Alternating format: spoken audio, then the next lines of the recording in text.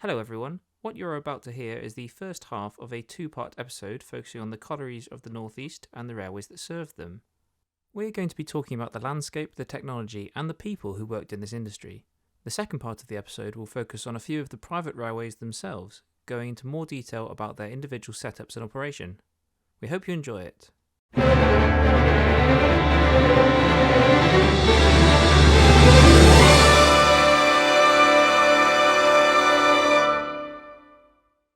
Hello and welcome back to Railway Mania. Today we're going to be talking about the stuff that began it all, the so-called black diamonds. Coal, specifically the coal railways of North East England. My guest today is Nick Richardson, a native of the North East. That'll be right, yes. And he's given many talks on the subject. Thanks very much for joining us today, Nick. Hi, good evening. It's nice to talk to you. So you grew up in the North East. You're now living down in the southwest near me, in the sunny southwest. Well, it's not that sunny at the moment, is it? Yes, I did. I grew up close to South Shields in a village called East Bolden at a time when there was still heavy industry. Lots of coal being moved, ships being built, concert ironworks were open, and as a young lad, up to about the age of 12 or 13, it was all industry, all heavy industry, birthplace of the railways, and everywhere you looked, there were really interesting things for somebody to sort of go, what's that about? And, oh, look at that ship. I mean, for example, my dad once took us to Austin Pickersgill's yard on the weir because he knew a guy who was in refit, and we went on board what seemed like a huge ship. Probably wasn't that big, but when you're 11 or 12, it was massive. And just the journey from the railway station at home to Newcastle was full of interesting things to look at. Coke works and cranes being tested, so it was from my perspective really interesting. So I always liked to ask people about where their interest in railways and technology came from, and was that it for you, was growing up around it? I guess so. And my dad's got a long-standing interest in railways, and it must have rubbed off on me. My dad became a volunteer at several of the preservation societies, and particularly at Bowes in the late 70s, 1980s, and then moved on and did other things, went to North Tyneside Steam Railway, and I got bored of colliery railways and went across to the Lakeside and Haverthwaite, which had proper trains. But I don't know where it came from. I think it might just be as a young child watching trains go by my bedroom window. When the coal trains came through, and we're talking about Class 37s and 24-ton hoppers, the plates on the wall rattled. And up until we didn't have double glazing for a long time, and sash windows would rattle as the train went past. Yeah. We used to have sash windows. I used to live next to the Great Western Main Line. We had sash windows, and just the rumble you get of anything going past, like the whole house would shake anyway. But... Well, it was even better because where the station was, the North Eastern Railway had put a platform extension that was made of wood, and you could get underneath it. And, of course, you did all the things you shouldn't do, like put pennies on the track and put your head out as the trains were thundering across until we got caught by the signalman who knew me mum. And it was not pretty that night. No. I mean, in your best interests, though, I think. Yeah. If you were to continue that kind of behaviour, it might not have led to was a long life. No, being inches away from a train thundering past. Thrilling, though. Oh, yeah. And I've got no fear of big machinery, and that's kind of pervaded through. I went to see, as well as other things, and the bigger the better as far as I'm concerned. I like big bits of equipment. I'm not afraid of it. I respect it, and you've got to be careful with it, and you've got to know what you're doing, and don't expect to be able to operate something without being properly trained. But yeah, the bigger the better, the noisier the better. Yeah. Well, I mean, you can't really get much noisier and bigger than ships and trains. No, not really. And the industry that you grew up on. So tell me a bit about the landscape that you were growing up in. This was, like you say, the birthplace of the railways. But was it an area in decline when you were growing up? Yes, it was. But it wasn't apparent until I was about 13 or 14. So the first 10 years of my life, the industry wasn't really changing that much. But then all of a sudden we've got things like the miners' strike. We've got the decline of the shipbuilding industry. I mean, I think Austin Pickersgill were told to close. They were a nationalised industry in the 1980s because there was too much shipbuilding capacity in Europe. And this is a company who had pioneered the ships that replaced the Liberty ships from Second World War. I think they were called SD-14. So they had this modular concept that they'd gone and done. And I do remember a guy who, I was probably at a birthday party or something like that, and he said, we've got people from Korea in the yard being taught how to build ships. It's not going to end well for the British shipbuilding industry. And if you think about it, Hyundai, Daewoo, and some of the bigger Korean yards are building huge ships. I think it all kind of came to a fairly abrupt halt from about 1984 onwards. I guess landmark events, the close of the Concert Steelworks, miners' strike, as we've discussed, which has had significant effects on industry. Some of the nationalised industries and the effect of Europe, and the decline in the use of coal as an energy source. A lot of the coal that was being cut was going to what was the Central Electricity Generating Board for power stations. People don't realise until the 1970s, Battersea Power Station in London was burning 1 million tonnes a year. And lots of the industries that needed coal didn't need it anymore. So it was in decline. But it was not something that I noticed necessarily in our household. Only that my dad was a draftsman. He worked for NEI Railroads and then went off to a smaller company and then back into NEI, made redundant 2 or 3 times. But because my mother was a professional nurse, we were insulated a bit from it. But I think there were people that really struggled. And the other thing that I've sort of reflected on is it took about 10 years. So there was like clear water between the decline of the coal industry or the closure of some of the collieries for things to start to regenerate. Because although industry was in decline, the NCB had this idea of they would close a colliery and then clear the site, but nothing came behind it. So you've got hundreds, maybe thousands of men with no job looking at the place they once worked. No transition of labour, really, no retraining. Nothing. Sort of no aftercare. No, not in the same way. I mean, my father ended up as a hospital porter in South Shields. And for the last 5 years of his working life, because he took early retirement, and all the men that worked in that area of the hospital were either fitters, platers, welders. They all had trades. In fact, it was said there wasn't a job you couldn't have done out of the porter's lodge. And they all spoke Portuguese. Yeah, it is a bit strange how things move on. And the landscape that you see today is very, very different to the landscape that was there. It was very grimy, very black, very industrial. Yeah. You know, you could walk out the front door and smell the coke works in the air, and that was 3 or 4 miles away. And certainly when you went past it on the train, you could smell them. And they were pretty horrible. You know, it was sulphurous, horrible stuff. You could see the glow at night when they were taking the coke out of the ovens. Well, something that's so, I guess you could call it a dramatic landscape. Great for modelling, great subjects to model, great to feature in films, that kind of stuff. But well, the probably Get not Carter that, effect, maybe. Well, yeah, not very nice to live amongst, I'd say. Just the filth. Yeah, I think people were pragmatic. It was part of the landscape.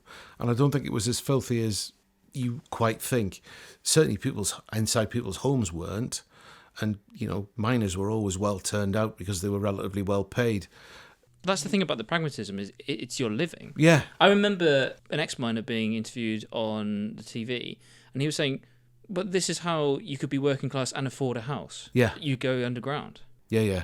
And if you go wind it back, miners had houses, they had, or the, you know, if they were working in a colliery that had its own housing stock, you got coal, you sometimes got an allotment.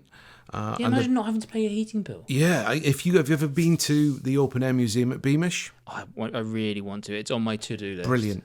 But there is a set of miners' cottages in the miners' village set up for, and there's one, it's a retired miner, if I get this right, somebody else whose father's died, but the 2 of the guys are still working in the pit, another one with like father and 3 sons, and they're relatively prosperous. They're not going hungry because it's hard work. I think the other thing about this as well is that the knock-on effect, the social economic effect, was in somewhere like Sunderland, South Shields, Newcastle. You've got a coal industry that fuels heavy engineering and also things like shipbuilding.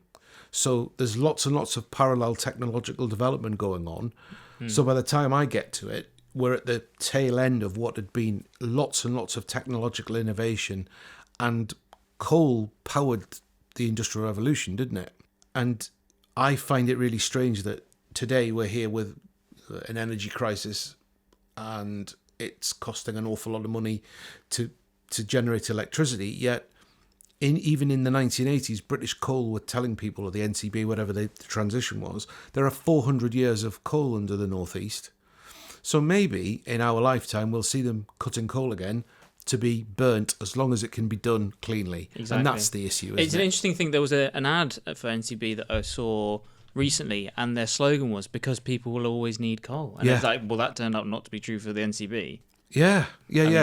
What a statement to make. I think there's a time shift documentary on BBC 4 called When Coal Was King or something like that, and it talks about the NCB film unit going from being sort of Mr. Chumley Warner and, oh, this is marvellous, to really upbeat, the kind of thing you've just said. You know, coal will lead the way, because I don't know what percentage of output was being used to generate electricity, but a lot at that time. So who knows, what goes around comes around, but it won't be a popular choice the way things are going to say we're going to burn coal again. It would have to be something clever. But who knows? Well, maybe with development of carbon capture systems or things like that. Yeah, who knows? Well, let's rewind a bit then. You say this is the birthplace of the railways, which we all know, but what are some landmark dates around the development of the coal industry in the northeast? I guess you're probably talking about the introduction of steam technology into the coalfields, because originally coal was found close to the surface of the river. You didn't have to go very deep for it. In fact, there were coal bunkers in Hadrian's Wall, apparently. Coal was a fuel that was going down to London, and it was a fuel of the rich. Samuel Pepys talks about not getting coal because of wars that were going on in against the Spanish and the Dutch, and obviously against the French, because we're always a war against the French. And when you get the development of the beam engine, the sort of the Cornish engine, if you like, you can dig deeper mines. And why can you dig deeper mines? Because you can keep the water out of them. And so parallel to that technology, you've got the laying down of plateways or wagonways, which traditionally were either wooden or later iron rails. I do remember reading or seeing as a kid they'd done some excavation somewhere and found original wagonways made out It's of like almost excavating Roman ruins. Yeah. It's just amazing stuff. And to think that wood has lasted so long in the soil there. Yeah. It's amazing. Yeah, it's really, well, I guess it was probably backfilled with all sorts of shale and nonsense and whatever over the top. Toxic chemicals preserving it. So then we have the development of iron rails. Yeah, and you sort of see the use of steam locomotives. Hetton Colliery was one, George Stephenson, Wylam, about the 1820s. One or two things really changed the coal industry. One was the introduction of steamships, because up until about the 1850s, coal was being shipped in keels. It was being loaded from cauldron wagons, which are the typical northeastern black wagons that would carry. So you got the sort of angled sides. Yeah, angled sides. The classic hopper shape. Yeah, like the Acura scale models that have been produced. Sometimes called cauldrons, sometimes called black wagons. Anything between 1.5 and 4 tons, dependent on where they were running and how old they were. Very close to the river, one horse pulling one wagon, being dropped into a keel. A keel had about 4 men, 20 tons, taken to a sailing ship that was going to take it out. So is the keel acting like a lighter? Yeah, okay. No, it's a barge. Okay. It's like, you've heard the song The Keel Row. Right. Yeah, that's where that's from. I'll row the keel row, the ship that my lad's in. Nice. Yeah, my auntie used to sing that to us when we were little. It's a Geordie song, and so it's like parallel folklore, isn't it? Are you going to lead us out with that song, Nick? I'm not. If you want to put some suitable music over the top, feel free. I'll have a look. But it is it's one of the household cavalry's quick marches as well, isn't it? Probably, yeah. My friend is in the cavalry. I should probably go and ask. You should ask, yeah. And there was a very long tradition of sailing brigs and sailing barks, dependent on the shape and size of the ship, but they'd move around between 400 and 700 tons. And they were really well-built ships. Both HMS Bounty and HMS Endeavour had been previously laid down as sailing colliers. Right. Yeah. So they were well-built ships, because in order to get from the North Sea, from Tyneside down to the Thames, which is where it was going, they needed to be really seaworthy because they have to go against the wind going north. Right. And it was taking around about 30 days for a sailing ship to get from the Tyne to the Thames and back. In the 1850s, John Bowes and partners of the Bowes Railway fame, related to the Queen Mother, the Bowes-Lyon family, had a steam collier built that cut that trip down to about a week. That's amazing. So a quarter of the time? A quarter of the time, depending on wind and weather, do about 9 knots, and it had some other interesting things as well. It didn't need to bring ballast back. So a sailing ship had to be ballasted, and they would take on sand as ballast, and that fed the glass industry on the Tyne and the Wear. Right. And it also sort of... Well, it's that classic haulier thing. You want a backload, don't you? Exactly. You want a backload, but these had water ballasted tanks, so they didn't have to backload. The issue then was the keel kind of died away, but these were bigger ships that would take bigger loads. So you see the introduction of the Tyne Improvement Commission, where they dredge the river, they change the bridges. There's a swing bridge put in Newcastle that allows ostensibly warships to come from the works up the river down and through, but you've still got big staiths at places like Dunstan that can be loaded, and colliers, they need tugs, but they're not really worried about wind or tide in the same way a sailing ship is.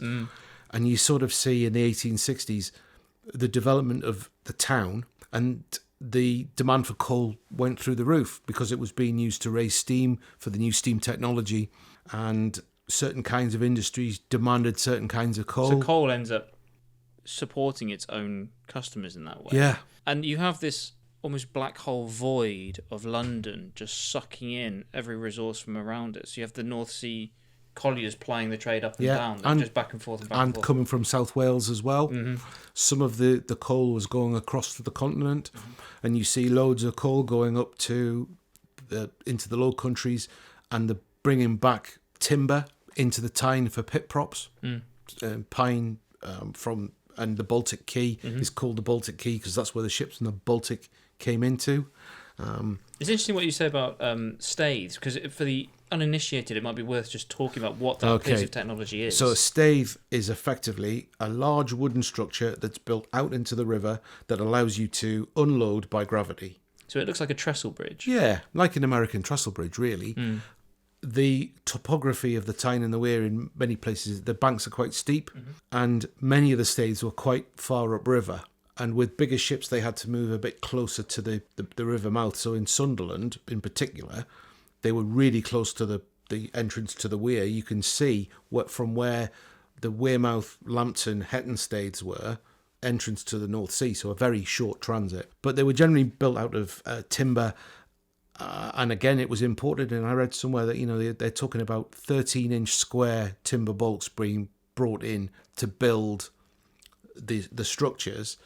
And there are sort of two parts to it. There's like a spout, which is like a chute. And so you see the development of the classic northeastern bottom-doored hopper wagon that allows you to unload by gravity. Well, that must have been on its own such a huge labour-saving device. Well, yeah. If you think about manhandling wagons into a ship's hold, or using derricks or anything else like that, if you can just drop it straight in. Yeah, and it's interesting because the South Dock in Sunderland, built in the 1850s by George Hudson, the railway king, as a direct result of other coal owners setting up their own shipping facilities, you see these sort of big derrick affairs where you'd take a wagon and it would swing out and down, and the whole wagon would discharge its cargo into the hold. That's for several reasons. One, some coal is more valuable in larger lumps, and the less distance it has to fall, the less breakage there is. There's a really fantastic book, and maybe you put a link into it, and it's called let's get this right, From Conveyor to Staith, A History of Coal Moving Machinery. It is properly, it made me want to read it. But what is interesting is you look at the way the South Wales coal was moved, and you see these devices to try and stop the coal being broken. South Wales steam coal is very friable, meaning it's soft. And so that's basically what the Great Western designed their loco policy around. Yeah, and why Great Western coaling stages don't have much in the way of mechanical handling. And very short drops. Yeah, they are. I think a lot of people may think that coal is just coal wherever you go. But, I remember someone saying it wasn't unusual back in the day to see fully loaded coal trains heading in opposite directions, carrying two different types of coal for different purposes. I remember that, because if you had coal that needed to go to the coke works and it was coming from a colliery, let's say in County Durham, it was going, let's say, north. Or if coal was going to a power station south, it was going south because it was steam raising coal. And what is interesting is the way in which the Admiralty, for example, wanted South Wales coal. Right. For lots of reasons. It was good at raising steam, but importantly, it had very low smoke output. So if you're a ship at sea, you don't want to give away your position. Yeah. But there is a discussion in Hansard from the 1870s about MPs talking about mixing northern smoky coals with South Wales coals, because the northern coals kept steam perfectly. The South Wales coals burnt really hot, but for us in a different way, and trying to get the right mix for both tactics, keeping steam, and not being seen. And the other thing with coal is it degrades over time. And apparently South Wales coal, and I only learnt this the other day because I was doing a bit of research, doesn't like to be out in the sun. It goes dusty and goes off. Coal goes off if you don't use it. Isn't that mad that you think a rock can go off? Yeah, it loses its volatility. If you want a bit more chapter and verse, there is a YouTube clip where Chris Price from the North Yorkshire Moors Railway is with the Tallaght Lane, and they're talking about the Heritage Railway coal crisis, fuzzy fan and all that kind of stuff. It's a great video. Yeah. I think any steam enthusiast should watch that and then understand more about what it means about where to get coal and what coal does and how it behaves. Yeah. In the northeast, you had pits producing steam coal, house coal, coking coal, gas coal. And why is that important? Because as we move from the 1860s, 70s, 80s development of cities, if you look at London, coal companies were using coal to make gas because London was gas lit. Now, it wasn't just by sea. The railway companies obviously moved a lot of it as well. But if you are the Wandsworth Gas and whatever Gas Supply Company Limited, and you've got a great big swathe of London to keep lit, you need fuel all the way through. All this technological innovation that was the urban metropolis. Well, I'm guessing, and I mean, the atomic age didn't start until, post-war at the very start, and it was a long time until nuclear power generation really came online. Yeah.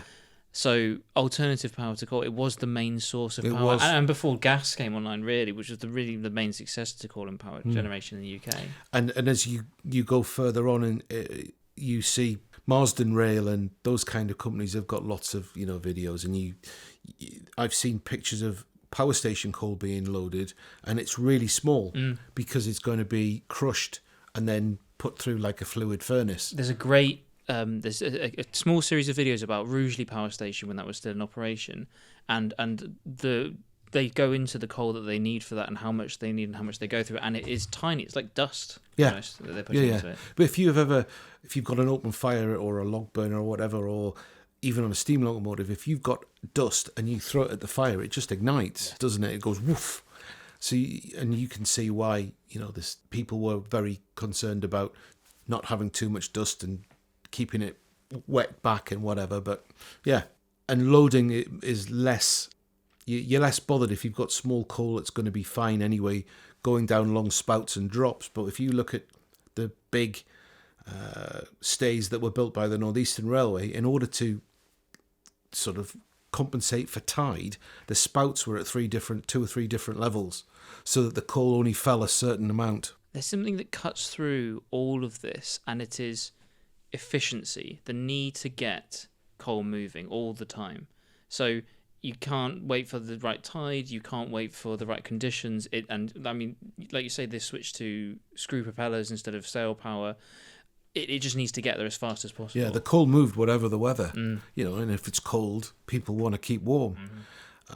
And I think fundamentally it was driven by the coal owners and the coal companies' desire to make money. Because although they paid their miners and the men that worked their railways and everything else reasonably well, it was the likes of Lord Londonderry, Lord Lambton and others that made the money. Well, I think it won't be worth going into this, but so who were the coal owners? Because I think a lot of people may have grown up with National Coal Board being a nationalised industry, but it was never like that to begin with. No, effectively, if you had coal on your land, you then had the ability to dig down to get it. So in the northeast, you've got the likes of Lambton in County Durham, Lord Londonderry in around Seaham, further inland, the so-called Grand Allies around about the John Bowes and Partners in Springwell, and John Bowes is related to the Bowes Lyon family of the Queen Mother fame, and other people, basically the landowners, the gentry of the time. So you could own a lot of land for your family. You could own it for centuries, and then you find out you're sitting on gold. Yeah. The black diamond. Yeah, it's like finding oil in your back garden, isn't it, really? Yeah. And I think we've got to remember as well that labour was cheap and plentiful. This is pre-First World War. Yeah.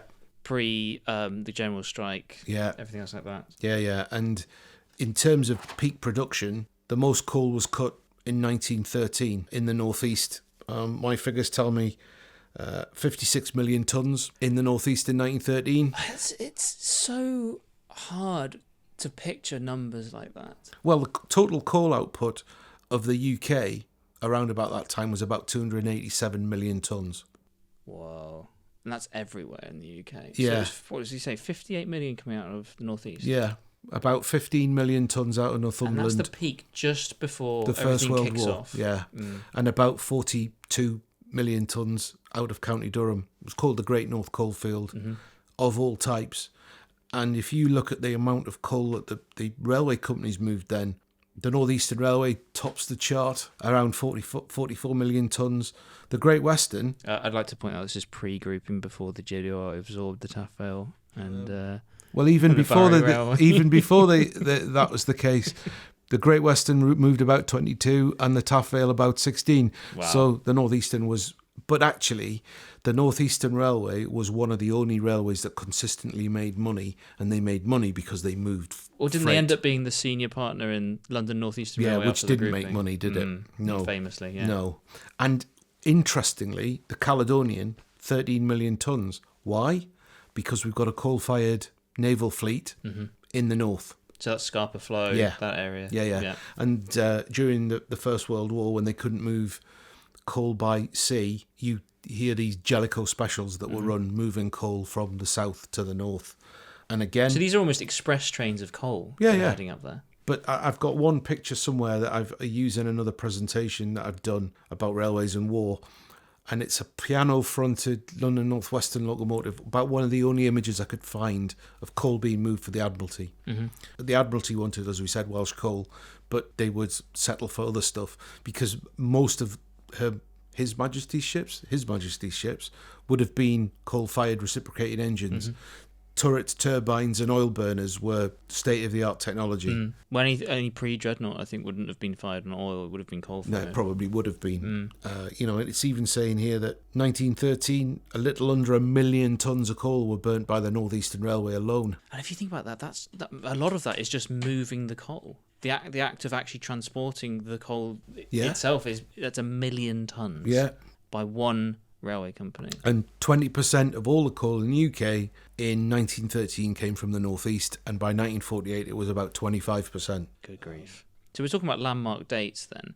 So you're looking at 1870s, the development of the cities and the industry. Yeah. And then the peak in 1913. Then what happens? Well, First World War, I think, is probably what happens.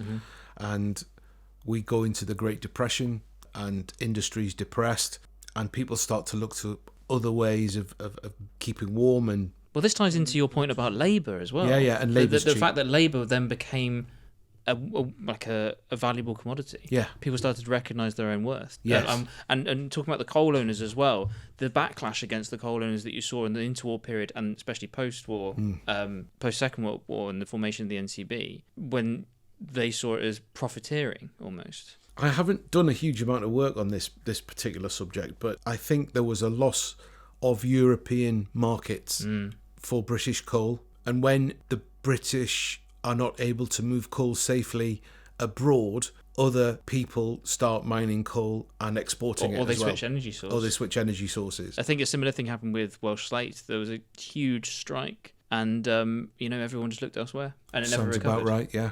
And if you think about it, the best coal was needed for ships because you want high quality coal if you're going to move a ship across large distances. So we're still seeing coal being shipped all over the world to support the shipping industry. But at the same time, I suppose you've got the development of other coalfields in other countries, Australia, America. And still huge coal producers today. Oh, they are, yeah. The Americans are effectively a coal-based economy, aren't they? They're maybe 30 or 40 years behind where we are with it, I guess. And I suppose the Americans start to become the dominant industrial power. You know, you've got the start of the use of oil, haven't you? You've got the development of Anglo-Persian oil in the Gulf. And I think that this is one of the things that was attributed to Churchill during his time in the Admiralty, was he was one of the main people pushing for the conversion to oil burners for the fleet. Yeah, it sounds about right, yeah. I wouldn't disagree with that. And you used to say that if they're a major customer of the coal industry, and then, you know, military technology tends to lead civilian technology, so then you might see civilian ships moving over to oil burning later on too. Yeah, but what's interesting about that is when you look at the Liberty ships that were built in the Second World War, they didn't put complicated technology in them. They were single screw, reciprocating engined ships, because most of the crews were coming from the Merchant Navy that were still using that kind of technology. And some were oil burners. If you look at the Victory Inshore craft, you know, like the Vital Spark type. Oh, yes, the puffers. Yeah, the Clyde puffers. Yes. They're coal-fired. The Victory ships aren't. They're oil-fired. But there's still lots of smaller companies plying their trade with coal-fired ships. But I think coal was still, you know, massive domestic market. Obviously, it powered the railways, power generation in fixed installations, like we've spoken about it before, Battersea, I guess, and other parts. And there's also coal gas. Most places had their own gasworks, didn't they? And yet for lighting. Yeah. Cooking. Yeah. All sorts. The next sort of phase that we're looking at, you're talking about the Great Depression leading to the 30s. And in terms of landmark dates, what does it look like for the coal industry from that point onwards? Well, there's the obviously nationalisation of the industry following the Second World War. We've got, you know, homes fit for heroes and the welfare state and all that kind of thing, based on the issues you've been talking about, like worth of labour and another world war. But at the same time, we're an empire in decline. But I think when you sort of see the literature and look at the films, there's like the National Coal Board Film Unit that was set up. There is a real feeling of optimism, isn't there? And the big drive for export, and you see it in things like all the steel was being exported, so the stuff that we were getting wasn't as good quality, so you get further down the line things don't last as long. Yeah, you can see that. But I don't know that much actually changed for the men that were working these systems and working underground, other than somebody nailed up a sign that said this is now belongs to the people, National Coal Board. Meet the new boss. Pretty much. Same As the old boss, yeah. Let's talk for a minute then about the people that worked here. You grew up in a coal mining community. I did. And what did you see of that? I had friends whose fathers were miners. I went to school with a few people whose fathers were miners, and you could see that they were very proud men. They worked very hard. I remember there was a table in our infant school of, you know, like show and tell, and somebody's dad was a doctor and he brought the bag in with the stethoscope. Somebody's dad was a miner and they brought in this helmet and a miner's lamp and respirators, and you thought, whoa, where does this guy work? And a big pair of boots, and you're looking at it like that over the top. The guys I met when sort of the industry had declined and they were preserving what was left, but they were really proud men and they worked really hard, and I got a feeling of sort of comradeship. It sounds a bit trite, but they looked after one another. There's a Geordie phrase called a marra. Now, it's not a big vegetable. I don't know if you've heard this before. Marra. A marra is somebody you work with. A marra. A marra. Is that what you'd refer to them as, like a mate? Like a mate, right? Okay. But a mate that you work with in a difficult position. Someone you can rely on. Yeah, and there is a dialect called Pitmatic, and the marra is a Pitmatic word. In by, meaning inside in the pit, is Pitmatic. I read marra, safe in by, that sort of thing. And I've seen and heard guys from Northumberland I just can't understand because they're talking in an entirely different dialect. Well, it's almost a different language. Yeah, I mean a raggy conch, meaning a bit of rock in the road. If you'd asked me to tell you what that was, I wouldn't have been able to guess. a raggy conch, Oh, I did not know. or a netty, which is a toilet. Oh, there's all sorts of really good ones. So there's this huge sense of community amongst them. Yeah, I think so, and I think And they're all in it together, I guess. Yeah. When you're looking at it then, is this pre or post miners' strike? both. Right, so during too. Yeah, and during, and in fact, the thing I remember having reflected on it, home economics. Nobody likes home economics, but we've got to do it in a school that is literally up the road from a colliery village that are 6 months into a strike and they're being asked to bring ingredients in. Somebody is told by the teacher, because they mess about, to throw that in the bin. They do so. Next day there's a letter, sort of fairly unhappy, from the parent of that child because that was their dinner. Whoa. My mum's not happy because you made me throw away my dinner. Serious hardship. Oh, yeah. And I think some people, if you had a job working in local government or the NHS or whatever, you may have been insulated from it.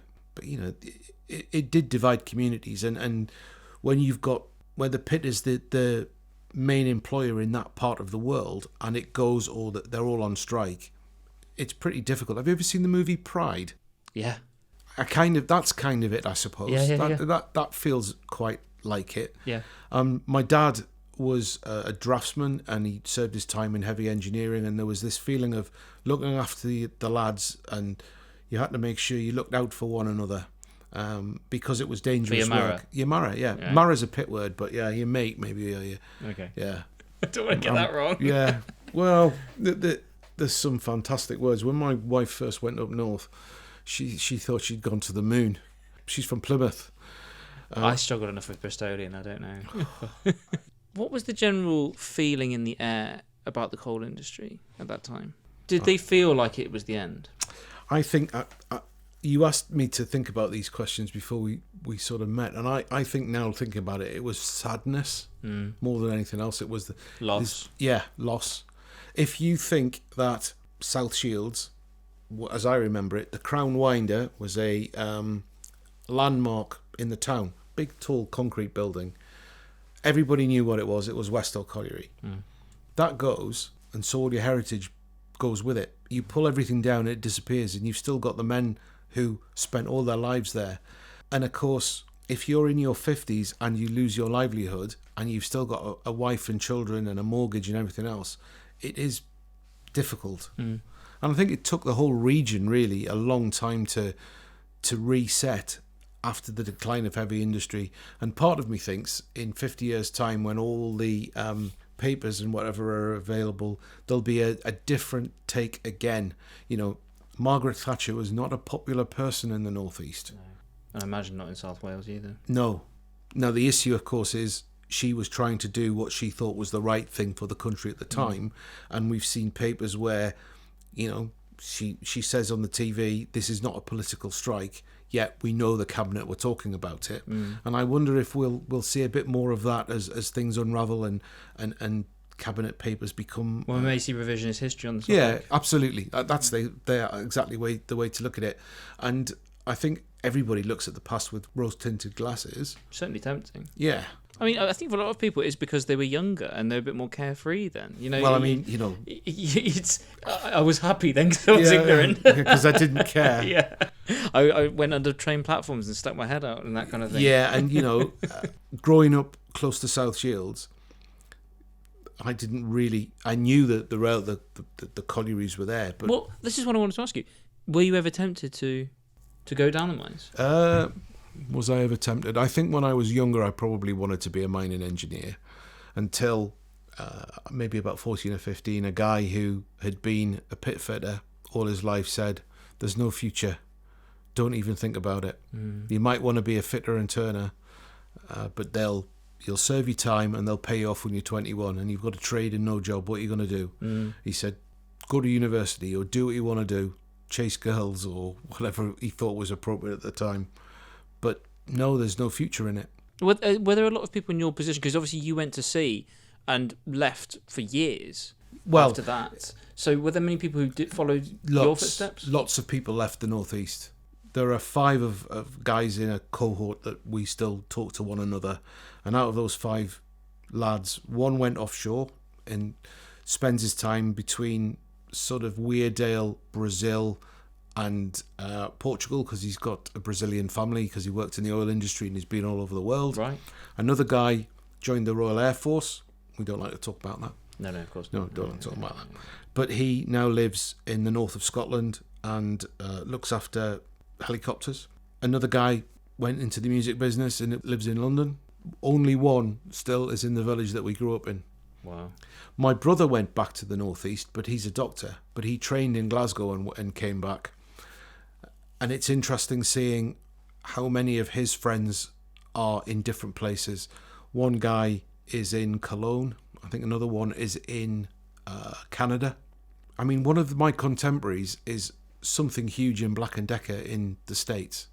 Not as in she's a drill, but she's kind of a massive HR manager. And my mum always says that this generation had to move because there was nothing. I was just wondering, was there a sort of generational exodus from the northeast? Do you feel like they felt like they lost their the children that they were bringing up because they'd all moved away? We were all very aspirational. I think the other thing that you could say about this is that miners and people like my father who'd worked in that kind of industry wanted their kids to go on and improve themselves. There was this sort of thing. It wasn't unusual for miners to have, lawyers and doctors as daughters because education was important. And you see that, the social aspect of it in the miners' institutes and even the kind of work they did. Yeah, there were guys cutting coal, but even the guys that cut in coal had to have something about them. And if you were going to be an electrician, you had to be properly trained. If you were going to be the man that drove the pit winder, you had to understand the machinery. So there was a tradition of betterment and improvement. You see that on the railways as well. You start off as a cleaner and you become a fireman or whatever, but even... And the mutual improvement classes. Absolutely, mutual improvement classes. That's what I was about to say, yeah. You beat me to it. And steam locomotive engineman's handbook and all that kind of stuff. Yeah, the black book, yeah. Brilliant, yeah. Yeah, they're really good, aren't they? Oh, yeah. Yeah, we had a bit of bedtime reading that. Yeah. Do you think that the end came suddenly? Do you think that it was a shock, or do you think that it had been a long time coming? I think a lot of people saw the writing on the wall. That the decline of the coal industry started in the 1950s and 60s, really, and lots of collieries that had been sunk 100 years ago that were no longer profitable to mine were being closed. There was a guy I knew for a long time, Jackie Brown. He'd been a pit fitter in Northumberland, and he'd been on a mechanisation team, and that changed the way in which collieries worked because a lot of the seams in the northeast were thin, maybe 2 or 3 feet high, and wet and unpleasant. If you want to get machinery in, you have to build bigger roadways, so it has to be worthwhile to mechanise the collieries, and I think that made a difference. And maybe the sort of experience post Second World War might have had something to do with it. You see a change in social attitudes, don't you, with the teenager and everything else? Yeah, the advent of teenagers. It might be part of it. Childhood to adulthood. Yeah. It might be part of it. I think my family always saw, my dad knew industry was in decline, and I think he would have counselled if we hadn't have gone the way we went, and brother and I, he would have sort of said, maybe you need to think about this. But there are some legacies of this. If you look at Tyneside, there are lots of hospitals. Why? Because they kind of grow up from the need for people to be treated for injuries. So there's an eye infirmary, there are 2 or 3 big hospitals, and some of them come out of the coal industry and the need to keep their miners. Well, it was often done themselves. It was they need to look after their own, and you still have aged miners' houses. They're called aged miners' homes. They're not for aged miners anymore, but that's what they were set up for, to sort of look after the people after they're retired. So there's a whole social seam, and I think we've said before, look at Beamish, because Beamish gives the entire picture, and it shows how the industry permeated everything, and you either worked in the pit, or you worked on the railway, or you worked in the shipyard, and they're all connected. Well, look at us now. This is ostensibly a railway podcast, but we are talking about the industry that it supported, and I don't think that you can look at the histories of the railways and not look at the interconnectedness of it with politics, with welfare, with communications and social developments and everything else. I think it's all intrinsic to each other. It's an integrated transport system. Effectively, you look at John Bowes and partners in the 1860s, they owned the collieries, they owned the railway, they owned the discharging points, they set up a shipping company to own the colliers, and they also had part of the shipyard that built the ships. So that's not one industry, that's 3 or 4. And the power that they must have wielded in the area must have been huge. Go to Cragside. Was that Armstrong's house up in Northumberland, and you can see the kind of money he must have had. I mean, he had his own hydroelectric power station. There's also I know we're going a bit too far south for you, so sorry about this, but there's a great book called Black Diamonds about the Fitzwilliam family who were in the Elscar colliery. They were the coal owners there in Yorkshire, and they built a house bigger than Buckingham Palace with the money they made from coal. Yeah. The amounts of money they were making in those times was insane. They were just so rich. Yeah.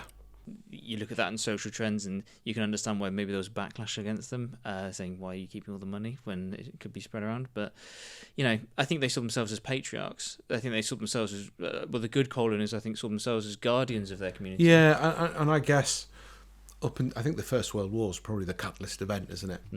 And also you see like a whole generation of the aristocracy being wiped out. Yeah, that is true. Yeah, absolutely. Should we talk about railways? Yeah, why not? Thanks for listening to part 1. Please tune in next month for the second half of the episode.